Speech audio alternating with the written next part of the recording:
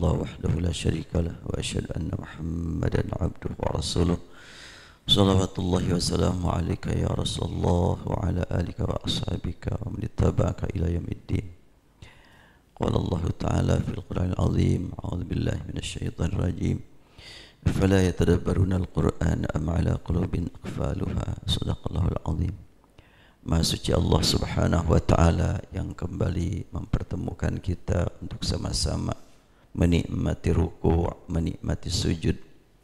Insyaallah kita lanjutkan kajian doa sujud yang paling lengkap, yang masih jarang orang menggunakannya. Kenapa masih jarang? Karena jarang juga yang hafalnya.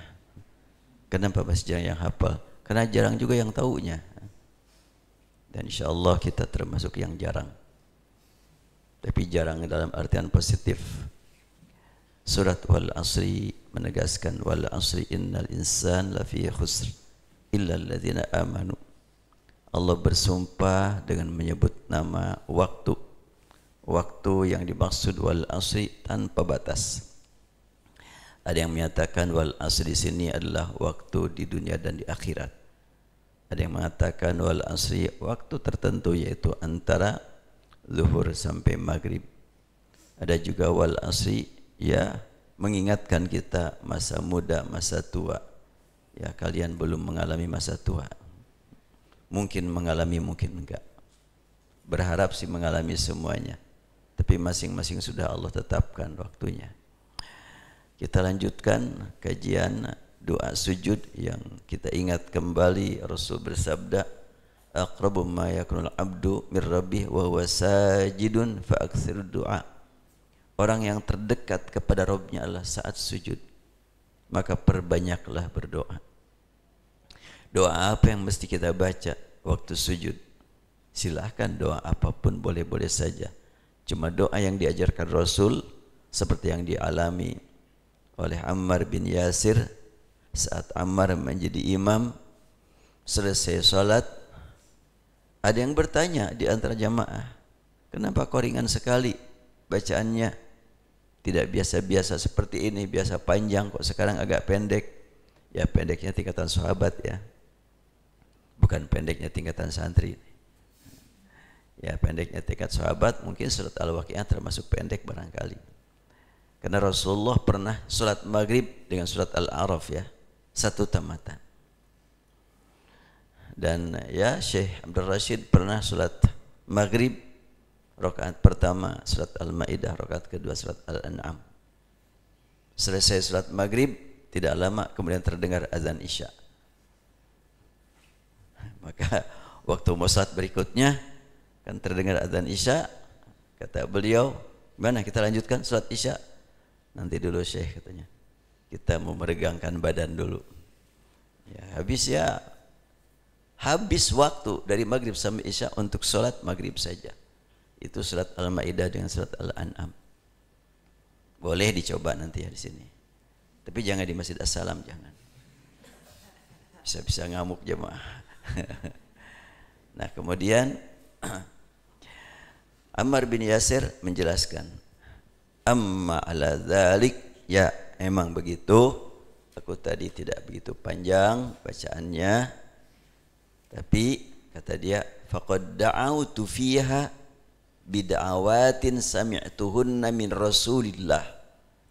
Kata dia emang tadi suratnya agak diperpendek, tapi aku lengkapi saat sujud dengan membaca doa yang aku dengar dari Rasulullah. Ini Rasul yang ngajarin. Sudah dibacakan pada waktu yang lalu, sudah hafal sebagian. Ada yang masih hafal? Allahumma bi'ilmikal ghaiba. Lanjutkan. Ya, udah lupa semuanya ya. Allahumma bi'ilmikal ghaiba wa qudratika al khalqi. Terus ahyini ma'alimtal hayata khairan li wa tawaffani idza alimtal wafata khairan li. Baru sampai situ ya? Iya. Allahumma ahyini ma'alimtal hayata khairan li ini sudah mengandung makna yang sangat luas dan mendalam, menanamkan jiwa ketawakalan, menanamkan jiwa pasrah diri kepada Allah, dan menanamkan keyakinan aku harus mendapatkan kemampuan beramal soleh dengan memohon kepada Allah, ahyini, hidupkan aku, ma'alimtal hayata khairan li, yang engkau ketahui hidup bagiku lebih baik. Itu kan benar-benar kita sudah berserah kepada Allah, ingin panjang umur dengan membawa kebaikan. Dan bila sekiranya engkau tetapkan tidak lama lagi ajal menjemput aku terserah engkau ya Allah. Yang kami mohon, yang aku mohon, kapanpun ajal menjemput aku, pokoknya husnul khatimah. Itu saja. Ahyini ma'alimtal hayata khairan li, wa tawaffani idza alimtal wafata khairan li, dan wafatkan aku bila telah engkau buktikan, ketahui wafat bagiku lebih baik. Ada yang sangat menarik di sini. Kalimat memohon hidup, ahyini ma alimtal hayata khairan li. Bisa kita katakan, ya Allah hidupkan aku selama kehidupan bagiku lebih baik menurut engkau. Tapi memohon kematian tidak pakai ma. Wa tawaffani idza alimtal wafata khairan li. Bukan wa tawaffani ma alimtal wafata khairan li. Karena kalau kehidupan kan sudah kita alami saat ini. Makanya pakai kalimat ma'alimtal hayata khairan li, selama kehidupan lebih baik bagiku. Tapi kalau wa tawaffani idza, dan wafatkan aku jika, ya. Jika pakai kata idza, itu jika yang akan terjadi, atau dekat terjadi, atau pasti terjadi. Pelajaran bahasa sedikit ya. Pelajaran bahasa Arab nih. Dalam bahasa kita, jika, kalau, apabila, apa bedanya? Gak ada bedanya ya, itu juga ya. Tapi bahasa Arab ada in, ada idza, ada lau. Manakala terjemahkan ke bahasa kita, ya mirip-mirip lah. In, idza, lau, jika, semuanya. In kuntum mu'minin, jika. Wa idza ra'au tijaratan aw lahwan infadu, jika juga. Walau tara idzal mujrimun, jika juga. Idza waqa'atil waqi'ah, sama jika, mau kalau, mau bila, itu juga. Tapi bahasa Arab enggak demikian. Idza memiliki makna jika yang dekat terjadi atau lebih dipastikan terjadi. Makanya berita kiamat pakai idza. Idza zulzilatil ardu zilzalaha, idza waqa'atil waqi'ah, idza syamsu kuwirat, kan pakai idza semuanya. Tapi kalau in itu menekankan tentang jauh terjadi, jarang terjadi. Maka ketika kita diingatkan dengan hakikat keimanan, Allah gunakan kalimat in. Yas'alunaka 'anil anfali qulil anfalu lillahi war rasuli fattaqullaha wa aslihu dzata bainikum wa athi'ullaha wa rasulahu. Terus in kuntum mu'minin.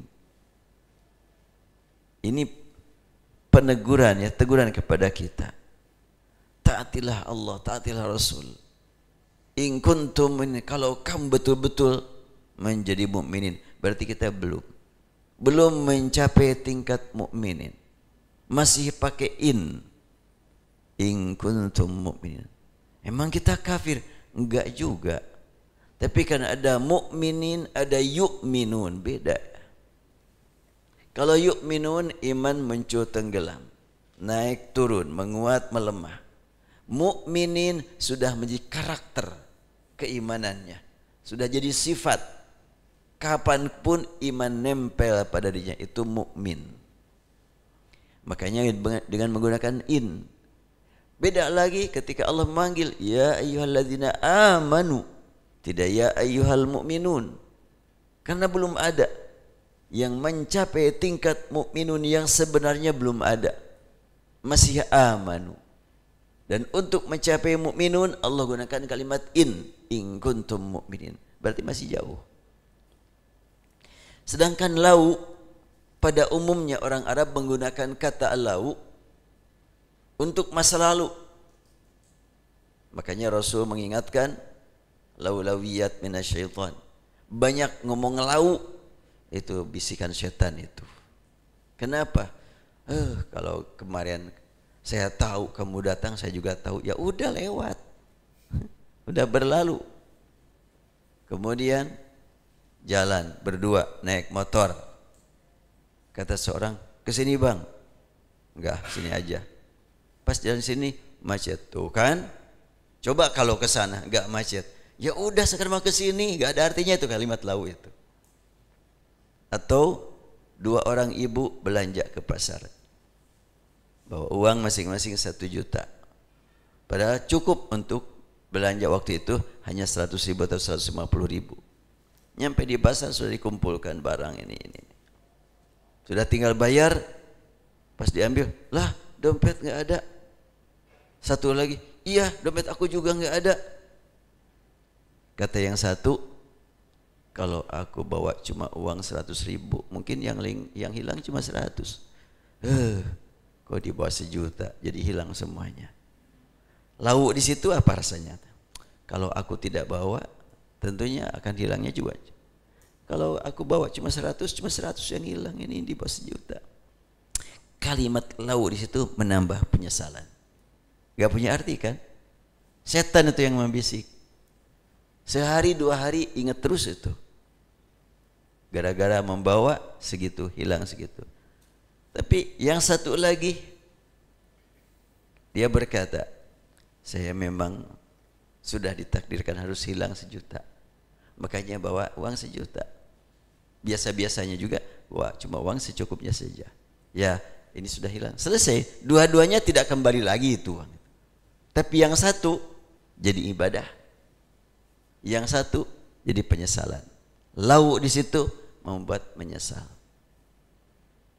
Nah, kita berharap jangan sampai menggunakan kalau untuk yang sudah. Baik, saya lanjutkan. Ahyini ma'alimtal hayata khairan li wa tawaffani idza alimtal wafata khairan li. Ya Allah, hidupkan aku selama kehidupan lebih baik bagiku menurut Engkau. Wafatkan aku sekiranya atau apabila wafat lebih baik bagiku menurut Engkau. Kita lanjutkan, diikuti bersama. Allahumma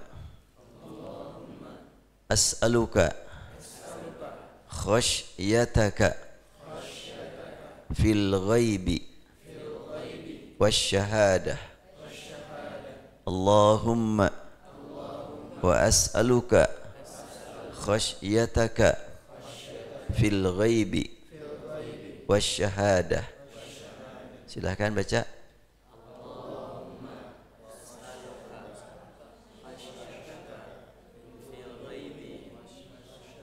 Diulang.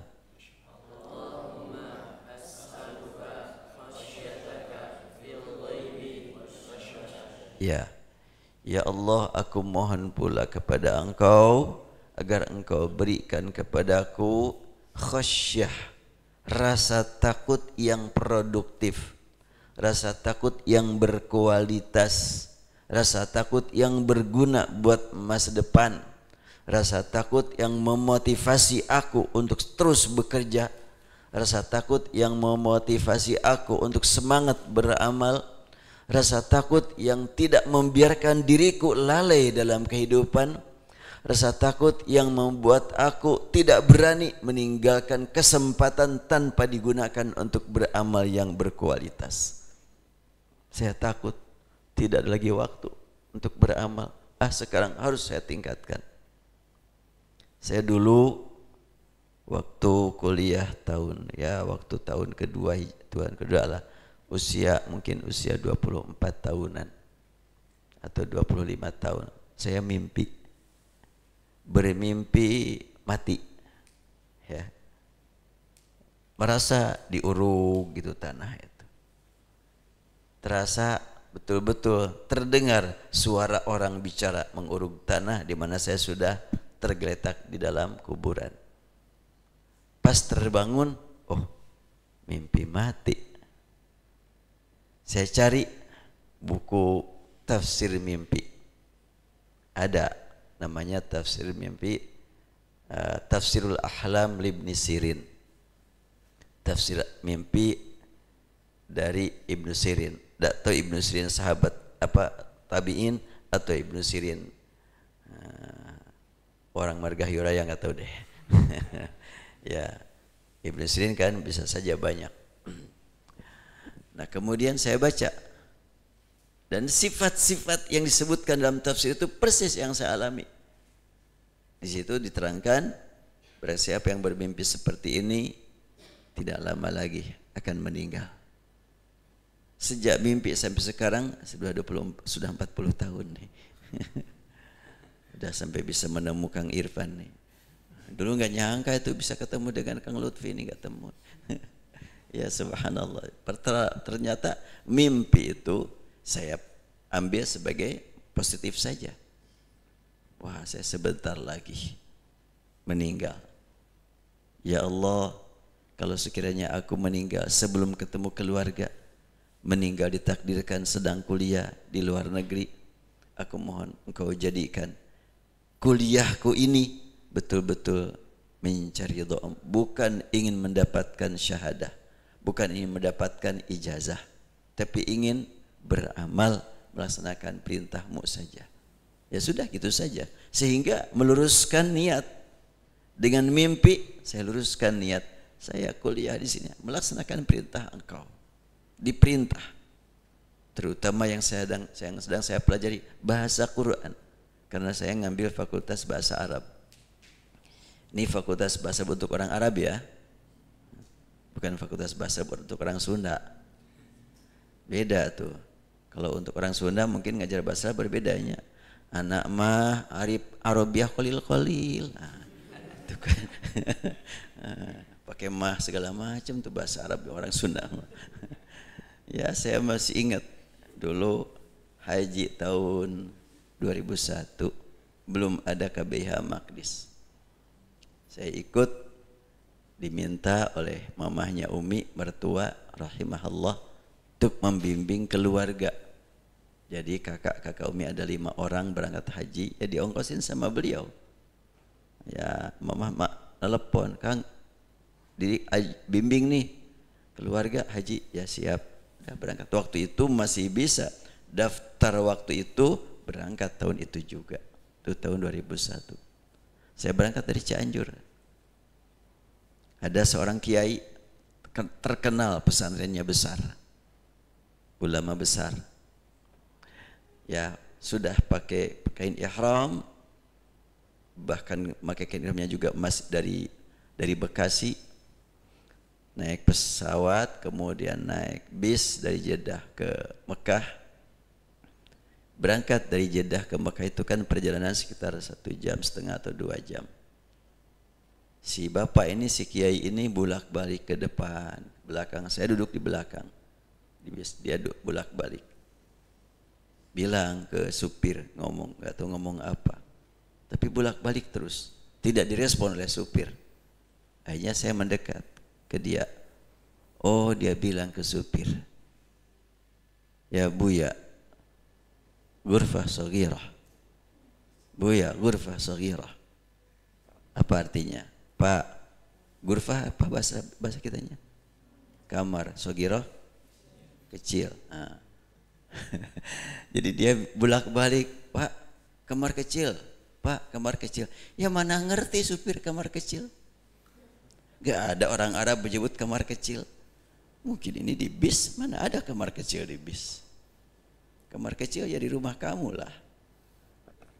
Saya paham, ini kan Sunda, apa Arabnya Arab Sundanya atau Arabnya Indonesia. Kamar kecil kan toiletnya. Tapi kalau diarabkan jadi kamar kecil dari ghurfah saghirah, orang Arab gak ada yang ngerti. Sebab toilet ya bukan kamar kecil, bukan ghurfah shaghirah.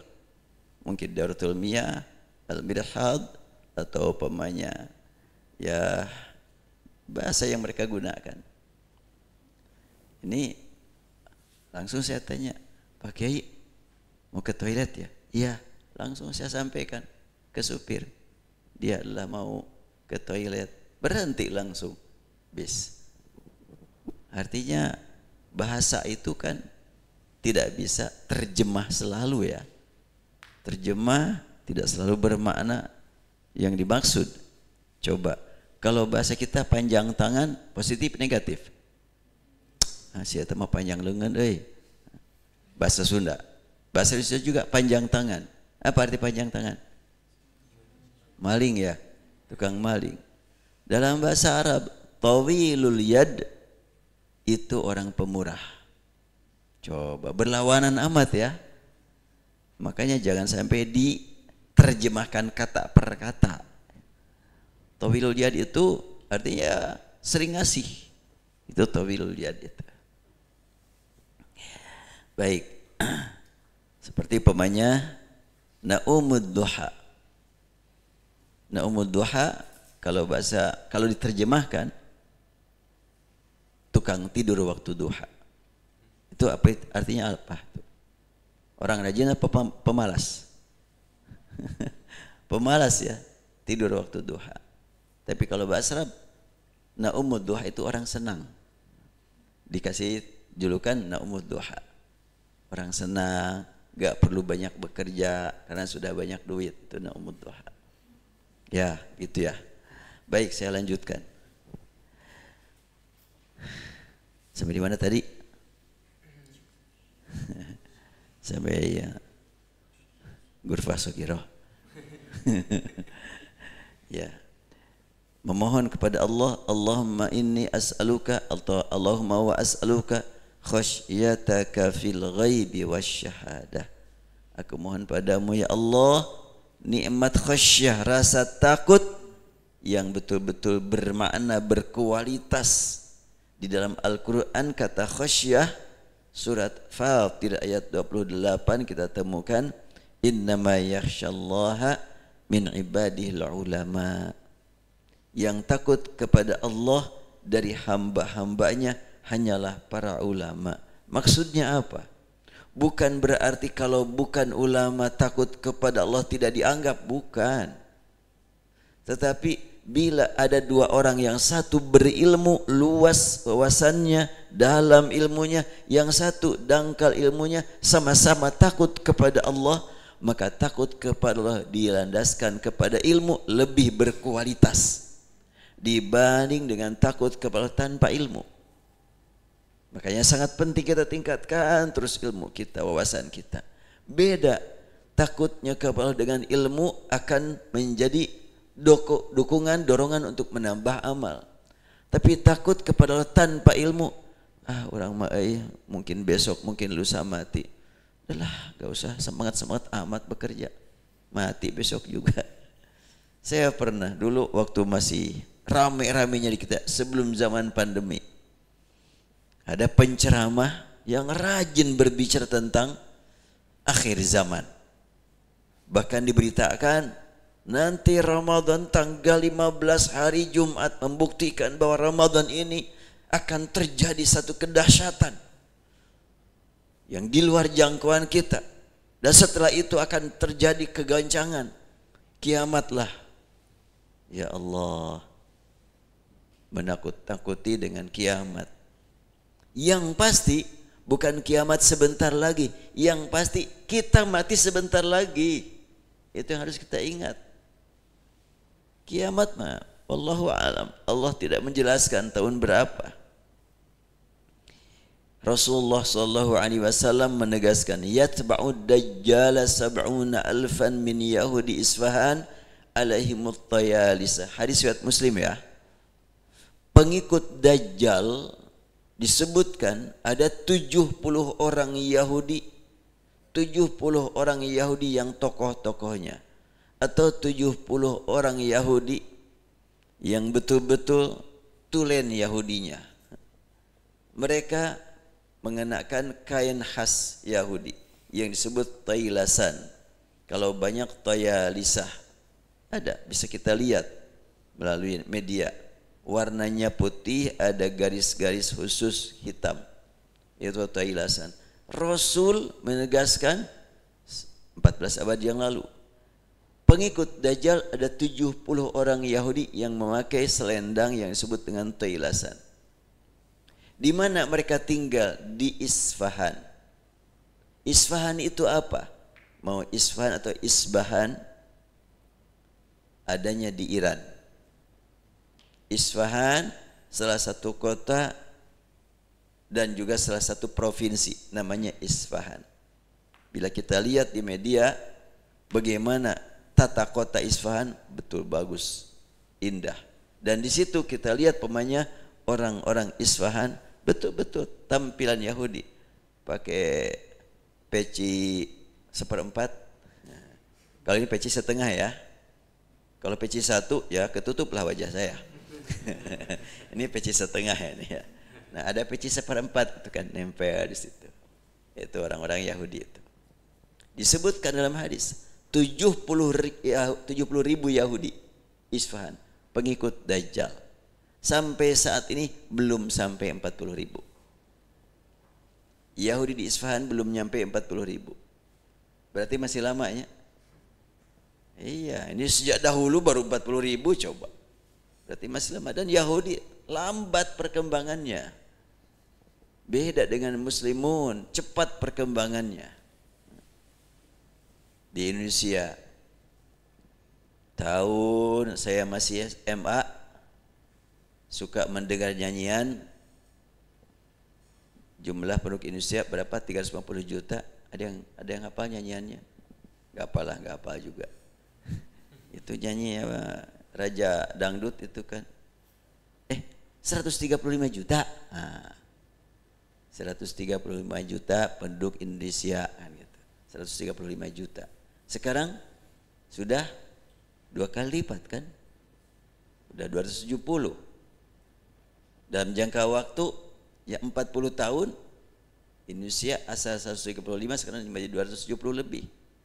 Yahudi sudah berlalu 14 abad, sekarang baru 40 ribu, belum juta, 40 ribu Yahudi untuk di Isfahan. Kenapa? Karena Yahudi sebagaimana umat-umat yang lainnya kurang begitu berani punya anak banyak. Saya tulis di dalam buku Munajat 99 Munajat bersama Al-Quran, tahun 1985 Yahudi itu jumlahnya 71% di Palestina. Yahudi tinggal di Palestina tahun 1985 itu 71%. Sekarang 67. Palestina berkembang. Dulu Palestina 29%. Sekarang Palestina sudah 34%. Sudah dibayangkan oleh Yahudi dalam jangka waktu sekian puluh tahun mendatang akan seimbang jumlah Palestina dengan jumlah Yahudi. Lama kelamaan orang Palestina akan lebih banyak daripada orang Yahudi. Takut mereka. Makanya kalau Yahudi sudah melakukan perjanjian sepakat damai, gak lama tahan damai. Melihat perkembangan begitu terus dari Palestina, Yahudi tertinggal, gak sanggup mereka. Makanya perang lagi, mengganggu lagi, melanggar lagi perjanjian. Dari dulu begitu. Nah, hadis menyebutkan, hadis riwayat Muslim, yatba'ud dajjala sab'una alfan min Yahudi Isfahan alaihimut tayalisah. Pengikut Yahudi nunggu saat ini di Isfahan jumlahnya belum sampai 70, dan nanti kalau sudah sampai 70 ribu berarti Dajjal akan muncul. Ini hadisnya sahih ini. Nah, kalau begitu maka kiamat itu, kalau kiamat kubra masih lama. Kalau kiamat sughra ya mungkin besok, mungkin lusa. Tidak ada yang tahu tentang usia.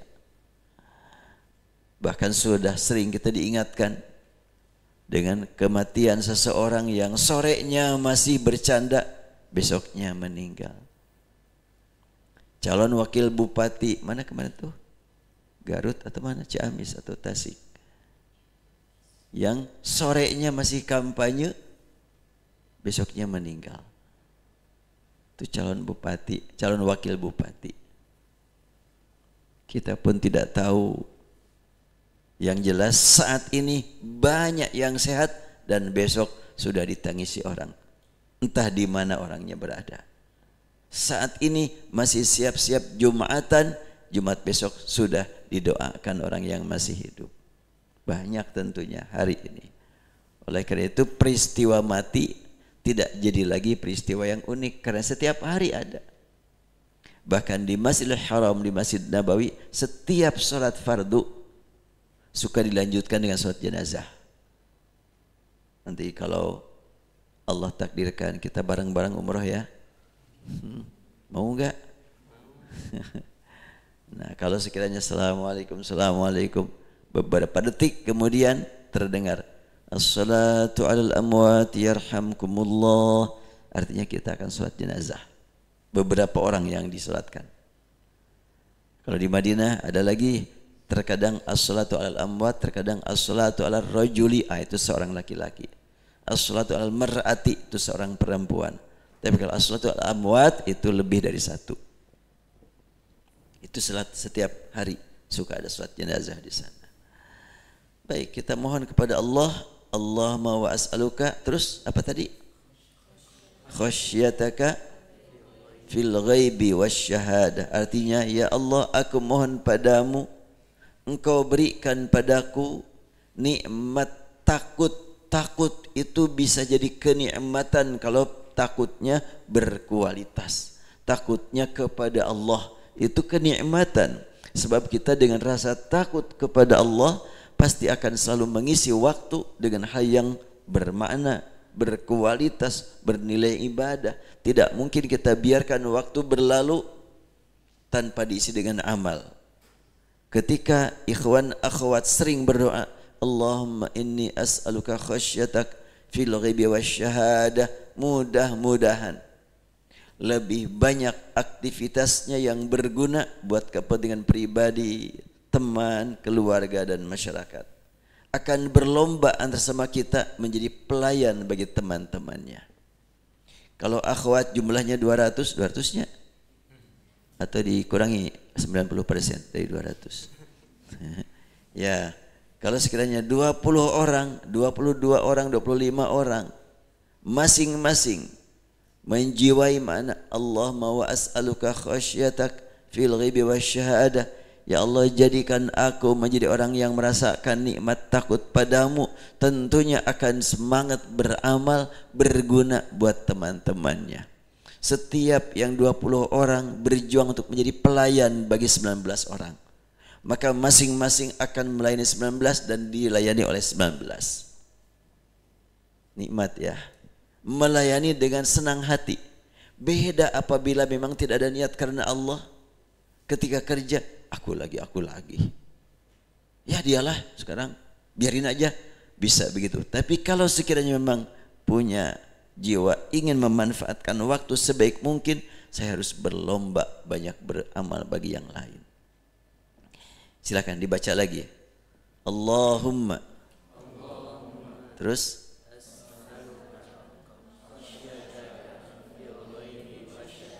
dari awal. Allahumma bi'ilmikal ghaiba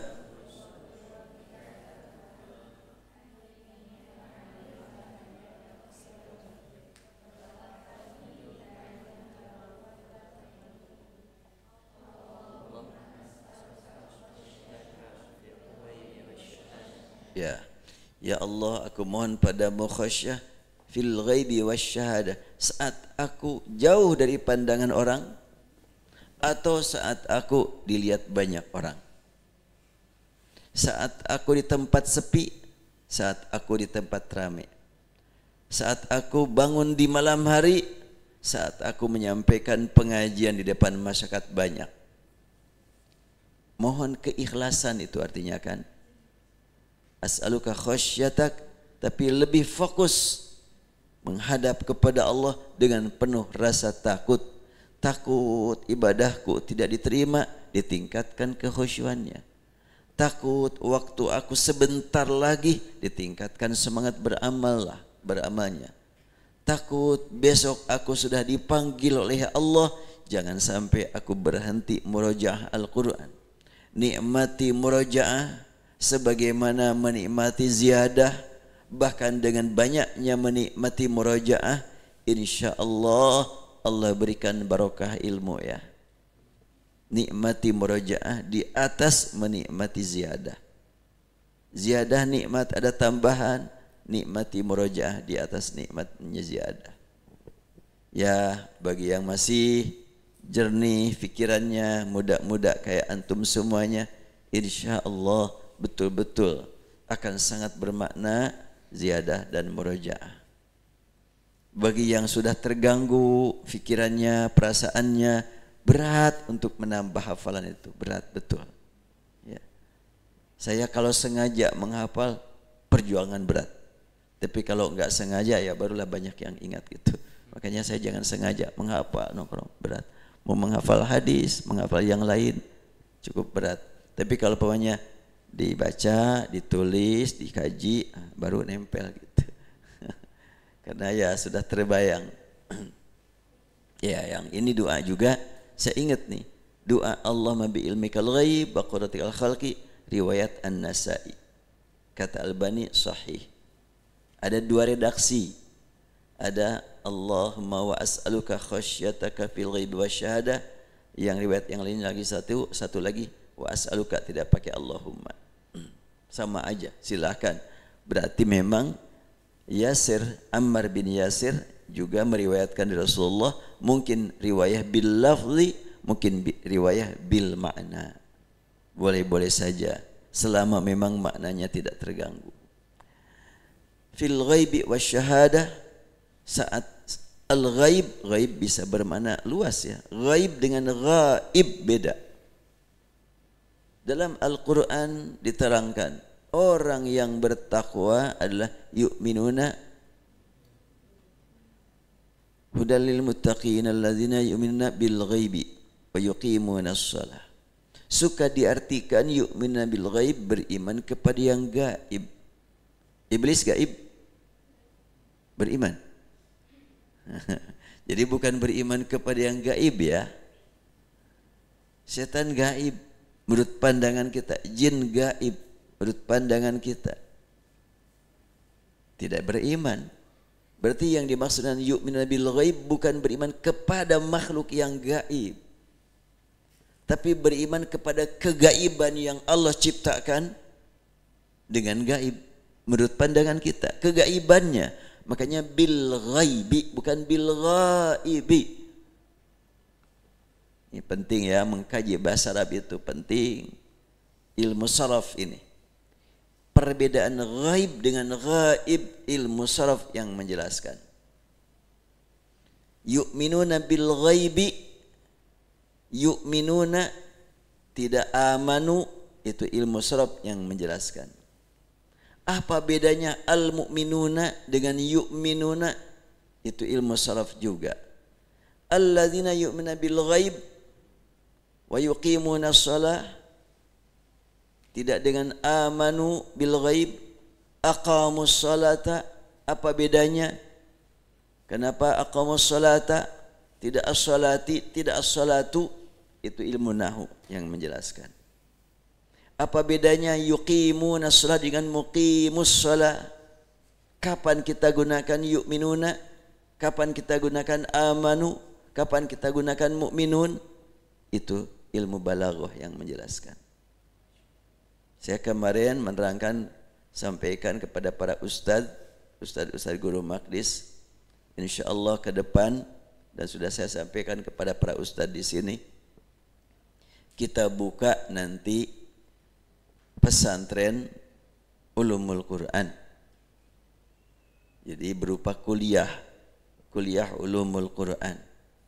Bagi yang memang sudah hafal Quran, tentu saya harus menggratiskan mereka. Tapi bagi yang belum hafal, cuma ingin ikut kuliahnya saja, sebagaimana di kampus, sebagaimana di tempat yang lain, tentu harus ada dana yang masuk. Agar mereka juga beramal tambah, amal mencari ilmu, dan amal berinfak. Emang yang sudah hafal Quran gak boleh berinfak? Oh, boleh banget. Silakan, cuma gak diwajibkan gitu. Nanti saya akan buka begitu. Jadi kuliah ulumul Quran, ya tempatnya di sana, insyaallah. Dan materinya apa? Tentu qawaid bahasa Arab, nahwu, sharaf, ilmu balaghah, dan ilmu qiraat. Itu yang paling utama. Sebab bagaimana mungkin kita dapat menjiwai keindahan Al-Quran tanpa ilmu balaghah? Ilmu balaghah antara lain disebut ilmu ma'ani, kemudian ilmu bayan, dan ilmu badi'. Ilmu ma'ani menurut para ulama ya terbagi dari 8 bab, ada yang menyebutkan 13, tergantung pembagiannya. Itu adalah antara lain al-isnad, at-taqdim, takhir, al-zikr, at-tankir, dan selanjutnya at-ta'rif. Itu adalah penjelasan tentang bagaimana kita memahami bahasa Quran. Umpamanya inna ma'al usri yusra, fa inna ma'al usri yusran, inna ma'al usri yusra. Al-usri terulang 2 kali, yusran terulang 2 kali. Apa statusnya sama? Enggak. Fa inna ma'al usri yusran.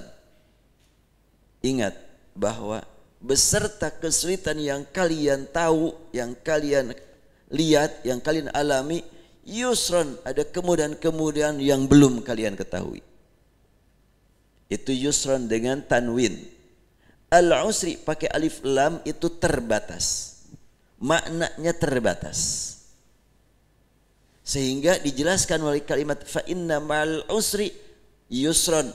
Wahai manusia, wahai hamba-hambaku, kalian mengalami kesulitan sedikit, tapi kalian mendapatkan kemudahan tidak terhitung. Itu dengan kalimat tanwin, yusran. Diulang, fa inna ma'al usri yusran, inna ma'al usri yusra. Kalimat al-usri terulang 2 kali, maka al-usri yang kedua adalah al-usri yang pertama juga. Yusran terulang 2 kali, yusran yang kedua bukan yusran yang pertama. Ya. Kesulitan itu sedikit, kemudahan yang banyak. Ketika kita mendapatkan kemudahan begitu lama, sekali kesulitan, yang teringat kesulitannya ya. Keterlaluan. Makanya diingatkan dengan ayat ini. Kemudahan itu jauh lebih banyak. Yusran banyak sekali dan tidak terduga. Sedangkan al-usri kesulitan sangat terbatas. Itu dipahami melalui ilmu balaghah itu.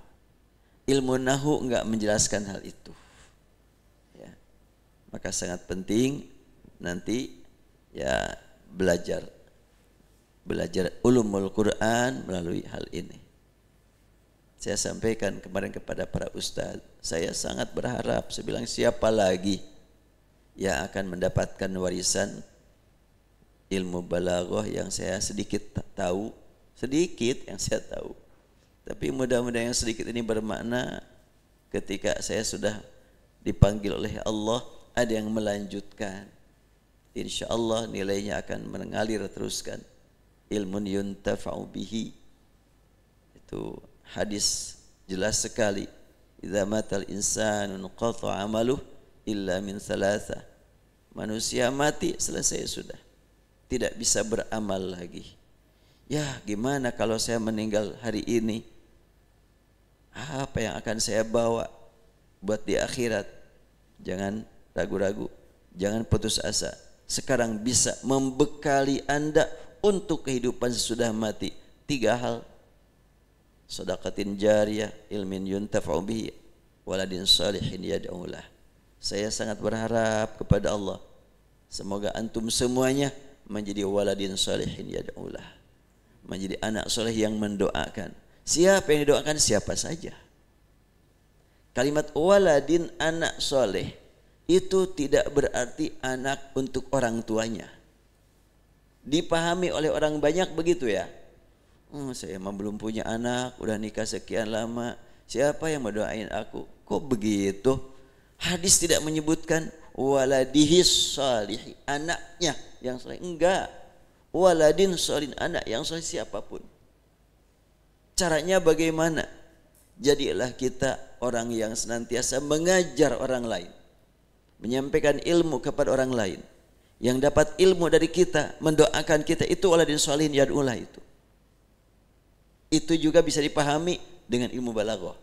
Waladin nakirah, salihin sifat untuk waladin. Yad'ulah menjelaskan tentang waladin tadi. Kalau waladin solihin, seorang anak yang soleh. Di mana dia? Di mana saja. Di Sukabumi ada seorang, Sukabumi Barat satu, Sukabumi Timur satu, Sukabumi Tengah satu, berarti tiganya. Di Majalaya ada, di Garut ada, di Cimahi ada. Itu waladin semuanya itu.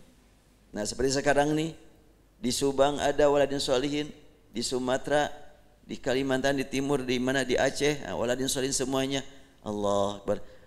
Itu yang saya harapkan antum semuanya mendoakan. Semua yang pernah memberi ilmu doakan.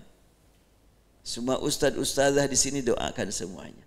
Itu doa yang dikumandangkan antum semuanya tanpa diketahui oleh yang didoakan. Itulah doa yang ikhlas. Sering-sering kita berdoa untuk mukminin mukminat. Bila kita sering mendoakan orang-orang yang beriman, Allah berikan kepada kita nikmat ikhlas. Ikhlas beramal. Karena yang kita doakan tidak mengenal kita, tidak tahu kita berdoa untuk mereka. Itu keikhlasan. Jadi khasyah, rasa takut kepada Allah sangat luas. Makanya bil ghaibi wasyahadah, mohon agar diberi nikmat khasyah saat ya tidak ada orang dan saat ada orang. Udahlah cukup dulu ya, masih panjang di doa ini. Biar hafal, gak usah sekaligus menghafalnya. Diulang dari awal lagi. Allahumma